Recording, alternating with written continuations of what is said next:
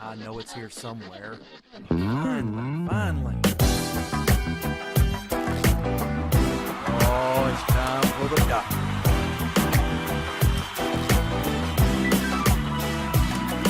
You're listening to Dr. Bill, the computer curmudgeon. Take it away, Doctor. Well, it's that time again, and the doctor is in. It's time for another Dr. Bill, the computer curmudgeon netcast. And we've got a lot of things happening this week. First of all, I want to say that we are proud members of the Tech Podcast Network, techpodcast.com. If it's tech, it's right here on Dr. Bill, the computer curmudgeon. Listen, we got some things happening. Thanks to a recommendation by Jeffrey Powers of the Geekazine Netcast. He was telling me about a new Canon camera, the Canon VIXIA HF R20, as it says right there. And he told me about it, and I got all excited and went out and got one. And that's what I'm using right now, is the new Canon VIXIA HF R20. And I'm telling you, it's awesome. You can tell by the quality of the sound, because I'm using, you notice the lavalier mic here. That's a lavalier condenser mic, and I'm running it directly into the camera. It allows me to adjust the audio directly, manually in the camera. The problem with a lot of cameras is they adjust the audio automatically, and so if you stop talking, then it goes and you hear all this ambient noise in the background, and this just drives me nutty. I can't handle it because I want it to be a quality netcast. That's one of the things that drives me. Yes, you can ask my wife about that. She's always saying, why do you keep changing things? Well, because that's just the way I am. What can I say? Anyway, so I think we finally got it set up. I've been tweaking and playing and doing all kinds of things. But we have now true HD high quality video, and I'm really excited about it, as you can tell. Anyway, let's talk about a few other things. First of all, again, I want to thank our new sponsor, Citrix Systems. I am a Citrix administrator, and I am pleased to be able to offer you a free, now there's no problems with this offer. This is not one of those that has little hooks in it that will get into you and claw you into pieces. No. Citrix is a nice company. I work with Citrix Systems at work. Yes. And I can tell you they have high quality stuff. Now, GoToMeeting is no exception. If you're looking to go to a meeting without having to physically get in your car, drive to the airport, get in the plane, fly someplace, get into a hotel room, get all checked in, get into a suit, go to a meeting, sit there for about an hour, then go back to your hotel room, sleep that night, get back up, get in the car, go. Oh, man, it's a lot of trouble. So what you want is to be able to do it right from your desktop, right here. See, I'm sitting in my office, and I'm right here, and there's my computer right there in front of me. A little bit to an angle because of the way I'm having to shoot than it was before, but I can still see it. So if you see me looking over there, you'll know it's because it's my computer. At any rate, the point is, it's much easier to go to a meeting through your computer using GoToMeeting. It's awesome, and it's a free trial, dude. So you can't go wrong. Go to my website, drbill.cc. Go there, click on the GoToMeeting ad, or you can use this special URL right here, and that will also be on the show notes, and it will also be sent out in all of the other communications that we have, which that's another good thing that I need to talk about for just a moment. But first of all, let me say, use GoToMeeting. Do it now. It will be such a good thing for you. Now, let me mention about what I was going to mention about the other thing, which I just thought of while I was talking about GoToMeeting.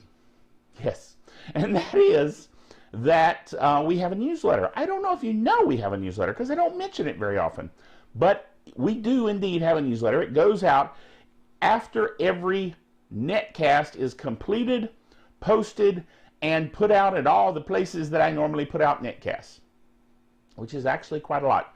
The old YouTube and Vimeo and Blip TV and VodPod, and a bunch of other places. So, and they're just all over the place. So my netcast is getting out there across the interweb, as it should be. But the point is that we have this newsletter, and as soon as it gets posted all those places, I hit the button, and it goes out to all the people that are on our newsletter list. Now, you might be sitting there going, wait a minute, Dr. Bill, why am I not on your newsletter list? Because you haven't signed up. That's the only reason. Because I want to send it to you, and I won't spam you. It comes out after every netcast. Now, that does a couple of things. One, it gives you good information.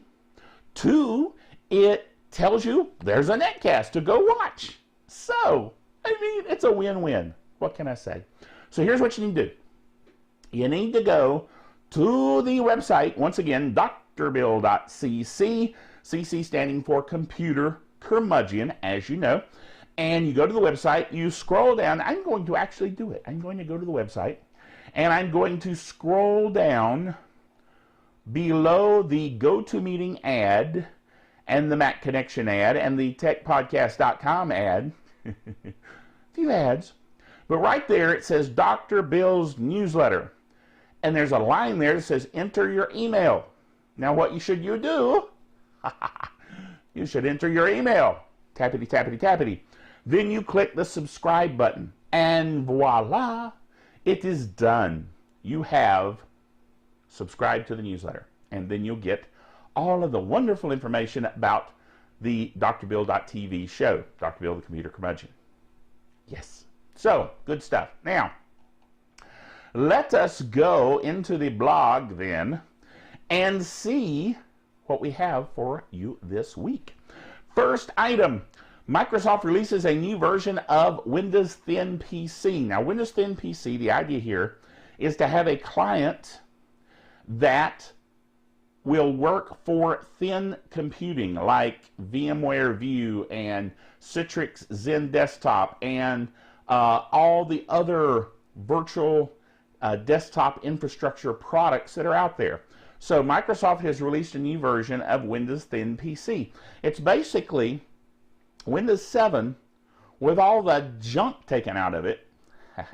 Windows 7 is already pretty thin compared to XP as far as having junk in it.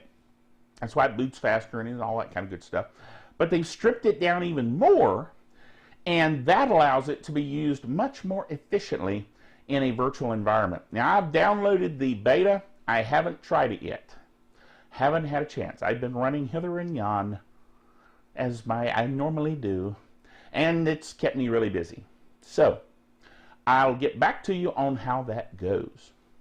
In the meantime, this is how Linus announced Linux. Linus Torvalds announced Linux back in 1991. Now, I mentioned this before. I was actually there. I was on the news group. The news group was the Usenet news group, Comp OS Minix, M-I-N-U-X. And I was very interested in Unix. I was very interested in what was going on in that area. And so I subscribed to that Usenet group. And I was reading through. And I saw this post that said that this Finnish computer science student, Linus Benedict Torvalds, was going to write this new operating system. And I was like, man, that is so cool. And so I started following it then, and that's how I got involved with Linux. Pretty neat. Okay, next item. Next item is a geek culture. It is a photograph from the cabinet room. I don't know what room it was there in the White House, but the president and all of his staff watching intently when Osama bin Laden was being taken out. Which, by the way, good job, troops, right? The Navy SEAL team that did that, awesome. At any rate, it's a really intense photograph. You know, the president is all couched over, and he's got his coat on, and he's looking so intent at the monitor there. And somebody photoshopped in a PlayStation controller. And so it looks like he's playing a video game. So somebody put this shot up on the internet and then had a headline under it that said, "Great shot, sir." It's pretty cool. There's been a whole lot of photoshopping of that particular picture. There was one where the little girl from the royal wedding, you know, that had her hands over her ears. was photoshopped in. And it was lots of weird stuff that people do out there. People have too much time on their hands, apparently. Anyway, next item. I was at the VMware VMUG User Group Summit meeting in Charlotte, North Carolina, and I'm sitting there being slightly bored because it was between sessions, we were on break, and I was looking at my Android phone and watching the Twitters go by, and there Patrick Norton sent out a Twitter about FreeNAS version 8 had come out, and I was like, dude, that's cool. So I thought, ooh, I know, I'll post directly from the phone to the blog, and I did, and it worked. But it's kind of hard to type a really long blog post, so I just kind of put a little more to come, and then I fleshed it out later because I don't want to keep typing little bitty tiny things. It just doesn't work. But it's pretty cool. It's, as far as I know, the first blog post I did from my phone. Cool. By the way, speaking of twittering, Patrick twittered that information. I am really going to try to use Twitter more. I haven't been good about using Twitter as well as I should. So let me tell you that if you'd like to follow me on Twitter, you could follow me at Dr. Bill Bailey, DrBillBailey, as it says right here. If you will join, follow, whatever, me on Twitter, then I will send you out periodic interesting things. And you know all kinds of interesting things happen with me. Yes. Anyway, so go ahead and do that. And I believe it will be helpful to you. Whoa! It's time for another Geek Software of the Week, as you can tell. Geek Software of the Week this week is HandBrake. HandBrake is a video transcoder. And you're saying, Dr. Bill, another video transcoder tool? Well, yes. I'm a video kind of guy, as you can tell. I'm always playing with the video and coming up with ways to make it cooler. At any rate, this is another transcoder tool, I must admit, but it's a pretty good one. It is highly recommended by the aforementioned Patrick Norton, who, by the way, is at Patrick Norton, I believe, and on Twitter. And he has recommended this as well as his cohort, Robert Heron, from HD Nation, which is a sub-program of Techzilla, which is on the Revision 3 network. I got all that right. That's just so cool. I have tried to get things right. I really do. Anyway, so it has all kinds of neat features, though. It is, first of all, open source. That means it's free, and it's open source. Did I mention it's open source? I mean, I really like open source projects, and this is a good one, and has been around a while, and is doing very well. At any rate, it is an open source GPL licensed, multi-platform, multi-threaded video transcoder available for Mac OS X, which is 10, Linux, and Windows. It will take DVDs, Blu-ray sources, it will take DVD images, it will pull those and where you can code them into something to run on your iPad or iPhone or your Droid, like me, Droid X, or whatever. So, cool stuff. It will also take formats like the MP4 format and transcode it into other formats. It's a pretty cool tool. And it allows you to do chapter selection and subtitles and just a lot of other stuff. So, handy tool to have. All right, Skype's Mac client has a dangerous exploit. Yikes.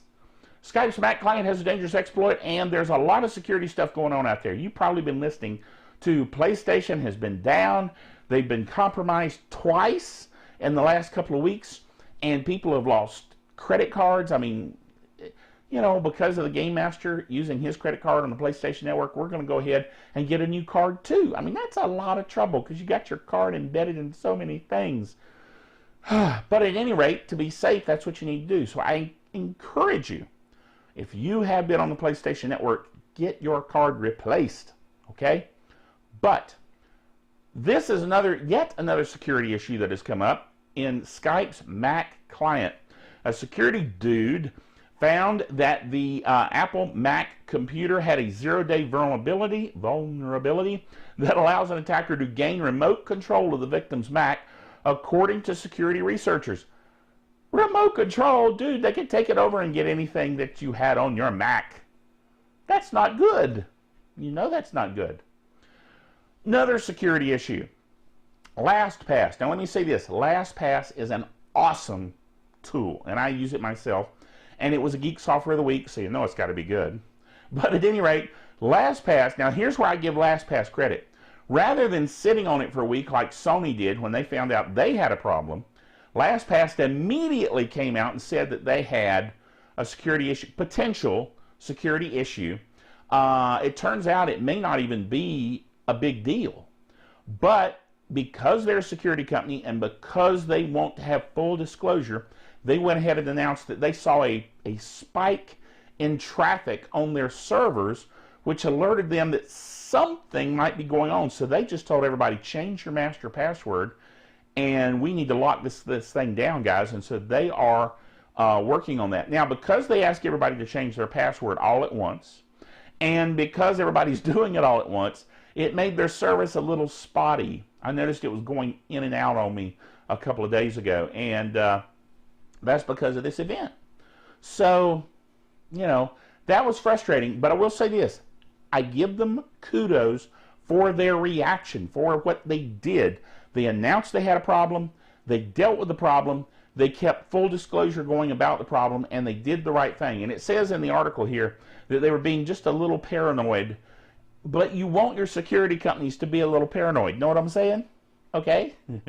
Because we're talking your passwords here. I mean, they can get into anything if they could get into your passwords. So, you need to use that. Now, here's the other thing. Boy, I got a lot going on here.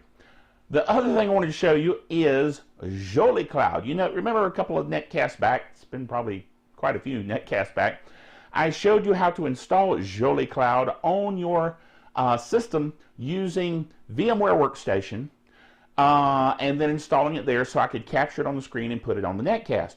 Well, here is it actually on the netbook. Acer netbook, and I'm telling you, it's pretty cool. Check it out. Okay, what we have here is an Acer netbook, and it is running Jolly Cloud 1.2, and this is the netbook that I've shown you before that has the huge battery. And what we're going to do now, I'm going to try to zoom in on the screen. I don't know how well this will work, given the lighting in here. But we shall see. This screen is actually pretty amazing. I've been able to customize it. Kind of happy with the end result there. And it has most of the apps that I really like. The browser there is Chromium, which is pretty much Chrome. I mean, you know, might as well be Chrome. And then Facebook app, Twitter app, Gmail, Google Docs, yada yada. Basically the applications that I really found interesting, including, of course, down here, Frozen Bubble. You got to have Frozen Bubble if you're going to have a, oops, my screen went blank on me. If you're going to have a netbook based on Linux. And of course, that's what Jolly Cloud is. It is based on Linux. Basically, it is Linux. It's a version of Linux. And the idea here is to have a cloud computing client. And so I'm going to be using it for a while, and I'll let you know how it goes and whether or not it holds up in the real world. One thing I do like about it is that they actually did a good job mapping the keys correctly. The functions work well. Things like, for instance, you can hit Control and scroll on your mouse and change the size of your icons, very much like in Windows 7. Pretty neat. So the one thing I did find is when I installed it on the netbook, that it installed flawlessly, and it also connected right to my Wi-Fi network with no hassles whatsoever. All I had to do was just plug in this secret code, which of course everyone should have a secret code on their Wi-Fi network, and I plugged that in and it just started working. I didn't have to set up anything. I didn't have to tell it to do anything. It just worked right out of the box. That's impressive for a Linux-based cloud computing client, and that's what they really need to have in order to be able to use it effectively for real humans. Yes. So that's Jolie Cloud for now. I will get more information as I use it. You've seen the install on an earlier netcast, and now you've seen kind of how the customized environment, once I've gotten my hands on it, works. So more info as I go along. These little projects sometimes take time. All right, pretty neat, huh? Lots of neat features. And as I said in the video, the speed on the netbook was actually very impressive. I was impressed with how well it performs on the netbook. Now here's what I'm going to do. I'm going to keep using it on the netbook, and I'm going to keep trying different things and see if I can actually live with a cloud client and using cloud tools and just as a test, see how that works. So we'll see how that goes. Okay? Alrighty, well, I think we're just about out of time for this week's netcast. Hope you enjoyed the Jolie Cloud demo and all the other things we talked about on the netcast. Join us next time. Remember until then that the doctor is out of here.